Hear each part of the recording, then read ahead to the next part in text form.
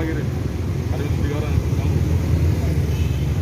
Di sana yang depan mall itu ada parkiran motor. Parkiran motor itu ada parkiran dari supir Gojek, Grab, dengan dari karyawan. Nah, yang motor. Pengunjung juga ada. Pengunjung juga ada. Tetapi kami sudah nunggu dari jam 9 sampai jam 12 tidak ada yang keluar.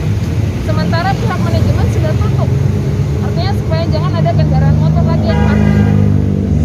Jadi motor yang sisa itu mau kita kompensasi. Ya, jadi teman-teman, saya hanya menceritakan kronologisnya supaya teman-teman tahu, karena teman-teman kan akan mengawas dari jam 12 ini sampai jam 5 sore. Jadi jelaskan nanti kalau ada yang protes, ada yang bertanya, jelaskan kondisi sebenarnya. Kemudian ini ada berapa orang? 2, 4, 6? Ada 10. Jangan malu-malu tegur. Iya, tegur ya. Bilang di sini tidak boleh parkir lagi, Pak. Jangan takut karena di situ ada rambu larangan stop. Rambu larangan stop itu berarti tidak boleh stop apalagi parkir. Ya, itu membaca rambu. Kemudian di sana juga ada rambu larangan parkir. Jadi memang tidak boleh parkir sama sekali. Jadi tegur, ingatkan bahwa ada rambu dari rambu larangan parkir sampai rambu berikut.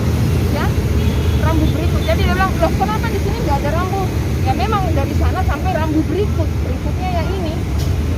Ya itu cara membaca rambu. Nah, terus kalau misalnya ada teman-teman lagi yang lain, tolong ingatkan teman-teman lebih diperbanyak pengawasan